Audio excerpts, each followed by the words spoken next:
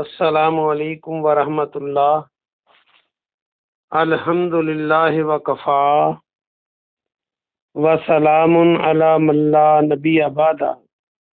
اللہ مہربان کے فضل و کرم سے ہمارا آج کا سبق سورۃ النحل کی آیت نمبر 17 سے لے کر 21 تک ہوگا انشاءاللہ۔ اعوذ باللہ من الشیطان الرجیم، بسم اللہ الرحمن الرحیم۔ افمن یخلق کمن لا یخلق، افمن تو کیا جو، آ کے معنی کیا، فا کے معنی تو، من معنی جو، افمن تو کیا جو، من یخلق پیدا کرتا ہے، یخلق دیکھیں تو خالق آپ بنا سکتے ہیں اردو کا، اور مخلوق اور خلقت کا ملا اس طرح لا نہیں، یخلق جو پیدا نہیں کرتا، کیا جو پیدا کرتا ہے وہ اس طرح ہو سکتا ہے جو پیدا نہیں کرتا؟ افلا تذکرون، پھر کیا تم نصیحت حاصل نہیں کرتے؟ میں نے بتایا تھا ذکر کے معنی نصیحت بھی ہے اور ذکر کے معنی ذکر بھی ہے۔ با محاورہ ترجمہ دیکھیے، تو کیا جو پیدا کرتا ہے وہ اور جو پیدا نہیں کرتا، جو پیدا کرتا ہے اس کی طرح ہو سکتا ہے جو پیدا نہیں کرتا؟ پھر کیا تم نصیحت حاصل نہیں کرتے؟ وَإِن تَعُدُّوا، اور اگر تم شمار کرو، تعدو کو دیکھیں تو عدد کا لفظ بن سکتا ہے اردو کا، عین دال دال عدد، اگر واو الف جمع کی علامت ہے، اور اگر تم شمار کرو یعنی تعداد گنو، نعمت اللہ اللہ کی نعمتوں، اللہ کی نعمت کا، لا تحصوہا تم شمار نہیں کر پاؤ گے۔ تو سوہا یہ کنکریوں کے لیے ویسے تو بولا جاتا ہے، جس طرح ہم انگلیوں پر گن کر بہت یقین رکھتے ہیں گنتی صحیح ہونے کا، اہل عرب جو تھے وہ کنکریوں پر گنتے تھے، تو یہ لفظ معروف تھا۔ تو شمار کرنا، تم شمار نہیں کر پاؤ گے اسے۔ ان اللہ لغفور الرحیم، بے شک اللہ بہت بخشنے والا نہایت رحم والا ہے۔ با محاورہ ترجمہ یہ ہے، اور اگر تم اللہ کی نعمت کو شمار کرو تو تم شمار نہیں کر پاؤ گے، بے شک اللہ تعالیٰ بہت بخشنے والا بہت مہربان ہے۔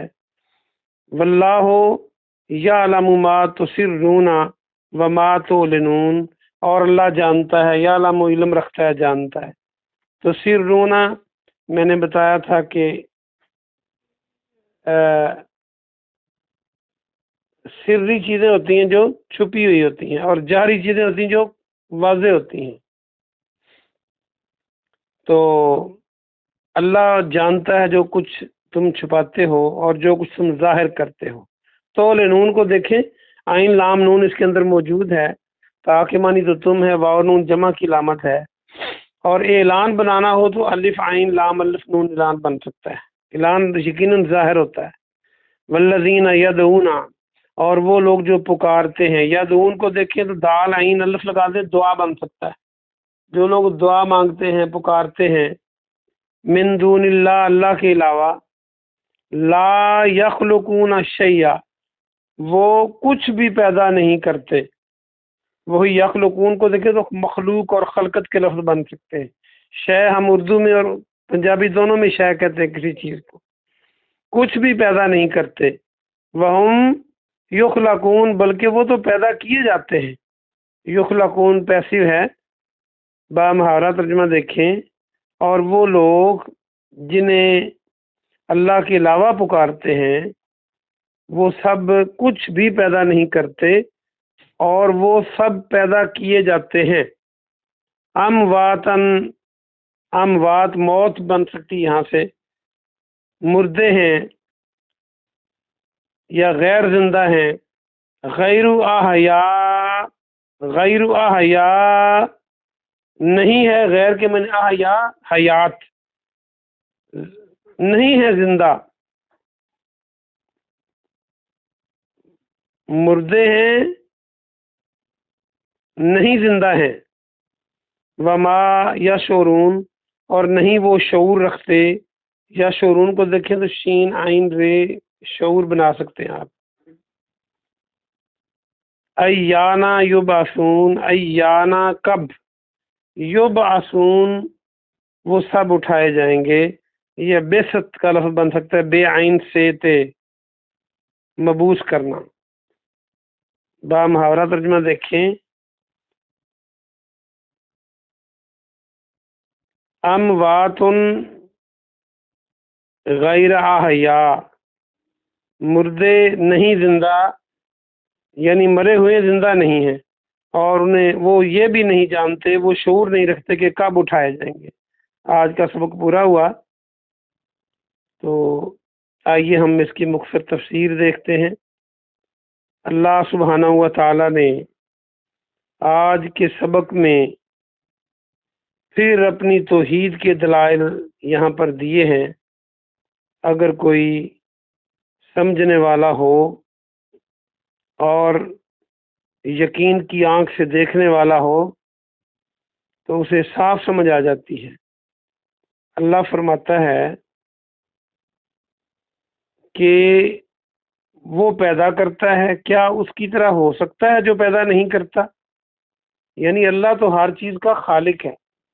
دنیا کے اندر جو بھی کوئی شرک کرتا ہے، اللہ کے ساتھ دوسروں کو پکارتا ہے، یا ان کو الہ مانتا ہے، یا ان کو اللہ کی صفات والا مانتا ہے، تو کائنات میں کوئی بھی ہو وہ یہ نہیں کہتا کہ کائنات اللہ کے علاوہ کسی اور نے بھی پیدا کی ہے۔ یعنی خالق ہونے میں کوئی شرک نہیں کرتا، وہ کہتا ہے اللہ ہی ہے۔ یا پھر ایسی قوم موجود ہے جو کہتے ہیں کہ دنیا خود بنی ہے، جیسے دہریے ہیں، شرک وہ بھی نہیں کرتے، وہ کفر کرتے ہیں۔ تو خالق ہونے میں پوری دنیا شرک نہیں کرتی۔ ہر کوئی کہتا ہے، یہودی ہو، عیسائی ہو، اور کوئی سکھ کافر کوئی بھی ہو مشرک، وہ کہتا ہے کہ اللہ ہی پیدا کرنے والا ہے۔ اللہ فرماتا ہے جب تم یہ مانتے ہو تو پھر جو پیدا کرتا ہے کیا اس طرح ہو سکتا ہے جو پیدا نہیں کرتا؟ یعنی میں خالق ہوں تو میری طرح کوئی اور ہو سکتا ہے جس نے کائنات کو نہیں بنایا؟ تو تم نصیحت کیوں نہیں پکڑتے؟ اگلی آیت میں فرمایا کہ اگر اللہ کی نعمتوں کو تم شمار کرنے لگ جاؤ تو تم گن نہیں پاؤ گے۔ اندازہ کر لیجئے اپنے جسم اور اپنی ذات کے لیے، کبھی آپ اللہ کی نعمتیں گنیں تو آپ کو اندازہ ہوگا، یا جب نعمت چھن جائے تو پتہ چلتا ہے کہ یہ بھی نعمت ہے۔ یعنی انسان گن نہیں پاتے اتنی نعمتیں اللہ نے دی ہیں۔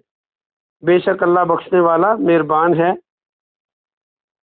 یعنی آج بھی پلٹ آؤ شرک کرنے سے تو اللہ بخش دے گا۔ اتنی نعمتیں اللہ کی کھاتے ہو اور اللہ کے ساتھ غیروں کو وہ شریک کرتے ہو۔ اور آگے فرمایا کہ جو کچھ تم چھپاتے ہو یا ظاہر کرتے ہو اللہ اس کو جانتا ہے۔ اگلی آیت میں فرمایا اس کا مطلب یہ بھی ہے کہ یہ اللہ کی خوبی ہے، کوئی اور نہیں جانتا دلوں کے راز، اور جب تک اللہ کسی کو بتلا نہ دے، وہ بھی اگر دین کے لیے اس کی ضرورت ہو تو اللہ اپنے نبیوں کو وحی کے ذریعے بتلا دیتا ہے۔ تو اللہ جانتا ہے جو کچھ تم ظاہر کرتے ہو یا تم چھپاتے ہو۔ اگلی آیت میں فرمایا کہ وہ لوگ جو اللہ کے علاوہ پکارتے ہیں وہ کچھ بھی پیدا نہیں کرتے بلکہ وہ تو خود مخلوق ہیں۔ یہاں پر یہ صاف نظر آتا ہے کہ جو مخلوق ہوتی ہے وہ اس کو شریک نہیں بنایا جا سکتا، وہ اللہ والی صفات اس میں نہیں ہو سکتی، اور وہ اللہ کا شریک کسی طرح نہیں بن سکتا جو مخلوق ہو۔ اور بعض لوگ کہتے ہیں کہ وہ تو بتوں کے لیے کہا گیا کہ بتوں کو نہ بنائیں، اور کوئی کچھ کہتا ہے کوئی کچھ کہتا ہے۔ یہاں پر تو اللہ سبحانہ و تعالی یہ نظر آ رہا ہے کہ اللہ فرماتا ہے کہ وہ پیدا نہیں کرتے بلکہ وہ خود مخلوق ہیں، یعنی وہ بنائے گئے ہیں۔ جن کو اللہ نے پیدا کیا ہے تو ان کو اللہ کا شریک کیوں کر بنایا جائے؟ اللہ خالق مالک رازق، عزت دینے والا، ذلت دینے والا، بگڑی بنانے والا، دور قریب سے برابر سننے والا، بیماری شفا دینے والا، اکیلا اللہ ہے، زندگی موت دینے والا۔ تو کسی اور کو پھر نہیں بنایا جائے گا، نہیں مانا جائے گا، کیونکہ وہ مخلوق ہے۔ جو بنایا ہوا نہ ہو وہ دنیا میں آپ کو نظر ہی نہیں آئے گا اللہ کے علاوہ۔ اور یہاں پر خاص طور پر یہ انسانوں کے بارے میں کہا جا رہا ہے، جن انسانوں کو لوگ اللہ کا شریک بناتے ہیں۔ کیوں بھلا؟ اگلی آیت بتا رہی ہے کہ وہ فوت ہو چکے ہیں، ان میں زندگی کی رمق نہیں ہے، وہ مردہ ہیں، وہ زندہ نہیں ہے، اور انہیں یہ شعور نہیں کہ وہ کب اٹھائے جائیں گے۔ اور یعنی جب اللہ مارے گا اور دوبارہ اٹھائے گا، اس کا مطلب وہ ایسی مخلوق کو لوگ اللہ کا شریک بناتے ہیں جو اب فوت ہو چکی ہے، اور فوت ہونے کے بعد ان کو دوبارہ زندہ بھی کرے گا اللہ۔ اب جو اگر بتوں کا نام لیا جائے تو بت تو فوت ہونے کے بعد اللہ نے دوبارہ نہیں بنا دینے نا، یہ انسانوں کی بات ہی ہو رہی ہے۔ اس لیے کسی بھی چیز کو، کسی بھی انسان کو، اور اس میں فرشتے اور جنات کا شریک بنانا بھی نہیں اس آیت میں محسوس ہوتا ہے، کہ اس آیت کا جو مطمع نظر ہے وہ انسان ہے، کیونکہ انسانوں کو، اور وہ بھی فوت شدہ انسان ہے، زندہ نہیں ہے، کیونکہ فوت شدہ لوگوں کو لوگ پکارتے ہیں دعا کے لیے، تو وہ فوت ہو چکے ہیں اور ان کو دوبارہ زندہ کیا جائے گا، اور انہیں یہ بھی پتہ نہیں کہ ان کو زندہ کب کیا جائے گا، کب ان کو اٹھایا جائے گا اور حساب کتاب لیا جائے گا۔ اللہ پاک سے دعا ہے کہ اللہ پاک آپ کو اور مجھے عمل کی توفیق عطا فرمائے۔ سبحان ربک رب العزت عما یصفون وسلام علی المرسلین والحمد للہ رب